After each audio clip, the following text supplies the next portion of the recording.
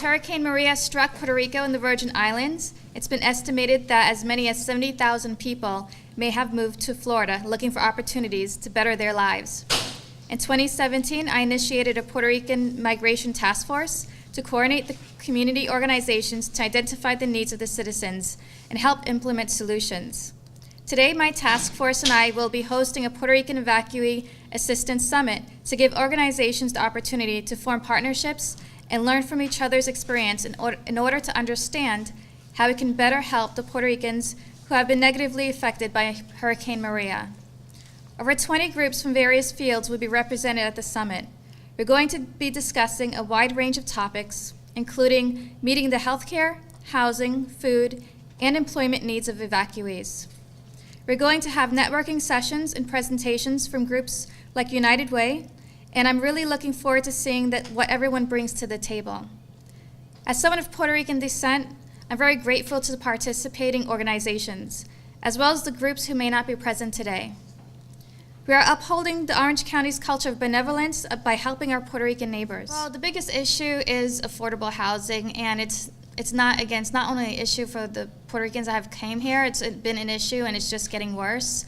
So affordable housing definitely is an issue. I've been doing some tours and seeing what other cities and counties are doing, and in order to solve the issue, the county really has to step up and start putting their own funding into it. That's the only way it's going to get solved. Well, the county has been very conservative in the funding and the budget, which I agree with. However, when we do have community issues that's long-standing, like I said, we've had these issues for many years, then it's time to look at the budget and reprioritize the budgeting. One of the issues, too, is that the apartment complexes, as soon as the Puerto Ricans started coming in, rents have raised, and that's another issue. So I don't see there being any rental caps here in Florida. It's just the state that we live in. It's very conservative. But we have to find some solutions, and the solution is subsidizing affordable housing if we're not going to do rent caps. And that's the only option that we have. So you have to take care of it one way or the other. Another problem that we have here in Central Florida is the wages. We do have low wages. And when you have corporations that have low wages, then you have the government then has to step in and subsidize. And basically they're subsidizing for the corporations. So we need the corporations also to step up and to raise their minimum wages.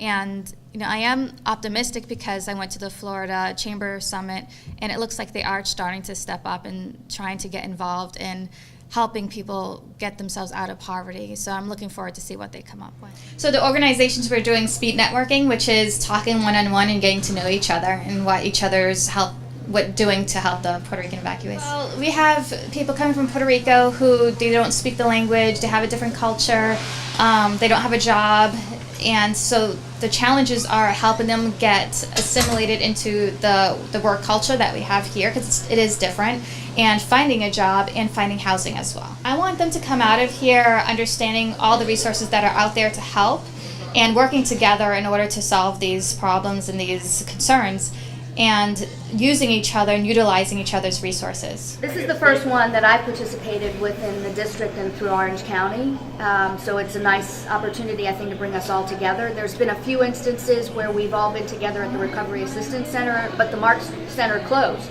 So this is the first time some of us have been back together since that closure. Well, I'm also, as the President and CEO of Shepherd's Hope, I'm also the Vice Chair of the Primary Care Access Network for Orange County. Many of the individuals that are here today we know. As community leaders and as nonprofit executives and providers, there is very few people in this room today that I haven't seen or haven't worked with before.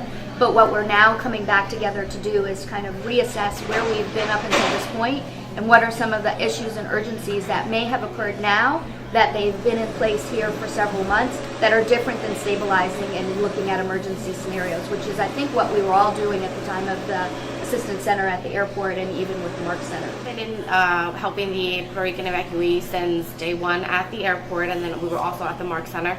But now we're running a program for the evacuees that have already identified a place where they're going to move, but that the barrier is that they don't have that upfront money that landlords are asking for, that could be as high as almost $4,000. So we are helping with the first month's rent and whatever deposit it is that they're asking for. So that's what we want to get out of being here. It's spreading the word, letting other organizations know about the program, so that if they come across, any of the families that are in need, they can know about the program and maybe refer them to us. I mean, we foresee being able to help up to just to say a number, up to 200 families, but then it all depends on how much money they're asking. I mean, some families we've seen, they only need $1,500, but some others have been up to $4,000 to move in. How many have you helped so far? So far we've helped, since our program launched on March 29th, we've helped 26 families. A project that we do called Right Service at the Right Time. And it's an online clearinghouse that people can really either first step or next step get access to the information they need, whether it be housing or food stamps or any kind of social service. That's a Right Service at the Right Time is the name of it. If you Google it or if you come into the library, we can show you all about that. Is there a Spanish version of that as well? Or? There is Spanish and Creole. Yeah, the ESOL has definitely been taken advantage of. We see more and more people coming in for that every day, no matter what level they're at. Some people have no English whatsoever, and some people have a moderate amount but just want to improve. And then additionally, we've seen attendance we offer career instruction, as well as partnering with the Career Source Central Florida at a lot of our locations.